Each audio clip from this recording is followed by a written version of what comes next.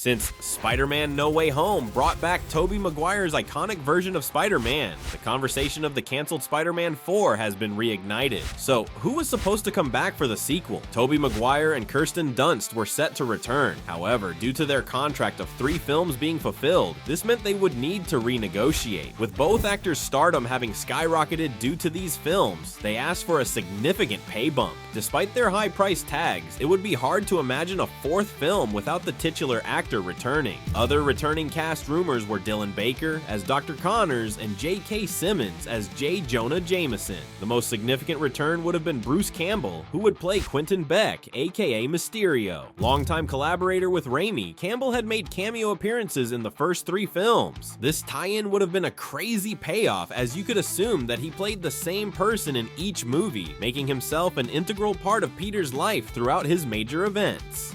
There were also many rumors about new characters to be added, as well as their casting. Sam Raimi wanted the Vulture to be the main villain and have John Malkovich play the part. This was a bold choice for a main villain at the time, as many people saw the Vulture as an old man in a green feather suit. However, the casting of John Malkovich raised a lot of eyebrows. Malkovich was actually offered the part of the Green Goblin in the first film, but turned it down. After seeing the quality of these films, Malkovich was very eager to make his debut in the franchise. He would not be the only new Spider-Man character to appear. Felicia Hardy, otherwise known as Black Cat, was also said to be in the film. Felicia was said to be played by Anne Hathaway. She and Peter would spark a romance in the film after the fallout of Peter and MJ's relationship in Spider-Man 3. These 2 characters are the most significant additions to the 4th film and also give us an idea of what the story would have been. I like watching you. Reminds me of old times. Since the film's cancellation, roughly 15 years ago, many story details have been released. While these are pretty broad, they paint a picture of what we could have seen. Following the events of the 3rd film, Peter and MJ's relationship is on the rocks. After trying to find a way back to where they were, they come to the understanding that it is impossible. They say goodbye to each other, leaving Peter a single man once again. With this breakup, he begins diving into his Spider-Man life even more. This is where we would have met Mysterio, as well as a list of lower-level Spider-Man villains that Raimi wasn't thinking of using. It is also during this time that Felicia and Peter meet. Her role was never pinned down for sure, as Anne Hathaway has stated in interviews that she was never given a full script. Whether or not we would have seen her in the iconic Black Cat costume is unknown. Perhaps she was being set up as a future villain. However, knowing her character, she could have been an excellent choice for Peter, being so wildly different from both MJ and Gwen. While Peter is rounding up all these villains, a new one pops up around the city, the Vulture, which at first glance is yet another villain of the week. This couldn't be more wrong. There are storyboards showing the brutal fight the 2 would have spanned across the city. This would show that the Vulture, despite his age, was one of Peter's most dangerous adversaries, akin to the fight with the Green Goblin in the first film. From some BTS looks, it appears that they would have gone for the mechanical wingsuit that we saw in Spider-Man Homecoming. Harkening back to Doc Ock, this mechanized nightmare would be a flurry of sharp metal. There were also rumors that Adrian Toomes would take over the Daily Bugle and could even be the biological father of Felicia Hardy. This would have given another layer of complexity to Peter's life, somewhat mirroring what he went through with the Green Goblin and Harry. All that being said, many of these rumors were simply that, as the script was in constant flux during the pre-production stages. We do have some leaked storyboards that map out Spider-Man and Vulture's fight, Peter and Felicia getting together, and the Mysterio reveal.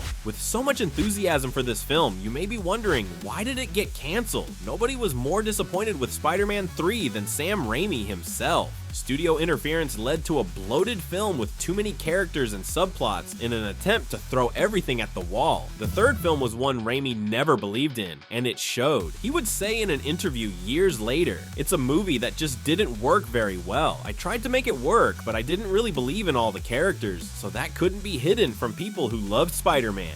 Directly following the release of this film, Raimi was determined to atone for his failures with the 4th installment. Energized to give fans a worthy finale for the character, he immediately began working on the story. Back to formula. But after the critical bashing that Spider-Man 3 took, Sony was worried about the franchise. Despite the fact that their involvement was a big reason the movie failed, they couldn't learn their lesson and tried to get involved yet again. The studio pushed Raimi to have Kurt Connors, aka the Lizard, be the next big villain. Raimi was steadfast in maintaining his vision, seeing what happens when he allows outside voices to get in. Raimi and the studio were in a constant struggle before the script had even been finished. This led Sony to have a backup plan, secretly working on a reboot with James Vanderbilt writing the script as well as a new director, Mark Webb, that would reinvent the character's origins. After fighting as much as he could, Raimi saw the writing on the wall. He decided he didn't want to make another film he didn't believe in and backed away from the franchise. This opened the door for the Amazing Spider-Man films, and we all know who the villain was in that first movie. The Amazing Spider-Man films would still not learn the lessons from Spider-Man 3. With constant studio meddling and pushing for a wider universe, the Amazing Spider-Man universe would collapse in on itself. This led to Sony making a deal with Marvel to let Spider-Man appear in the MCU a mere 4 years after the reboot. As we know, this ended up being the right move, putting Spider-Man back in the good graces of audiences. However, with the enormous success of Spider-Man No Way Home, which had both Tobey Maguire and Andrew Garfield return, it is easy to say that audiences would still love to see a return to the Raimi Maguire world. Even with Spider-Man 3 arguably being the worst of Maguire's Spider-Man films, people have started to embrace the campiness of the evil Peter Parker and the movie in general. After Raimi returned to Marvel to direct Doctor Strange in the Multiverse of Madness, Raimi and company teased the idea of returning to his Spider-Man universe to give the character a proper send-off. Nothing has been confirmed, but when you consider the success of Maguire's return, it would be hard to imagine there haven't at least been talks. Maguire's appearance in No Way Home was impactful, yet vague as to what he has been up to during all these years. Could this have been on purpose to leave the door open for Raimi? There have also been rumors of Maguire returning for Avengers Secret Wars. While his role would likely be a simple cameo in a film that will likely be chock full of them, it could open the door yet again for another movie with his character. For now, that is pure speculation, but that would be a sight to see after all these years.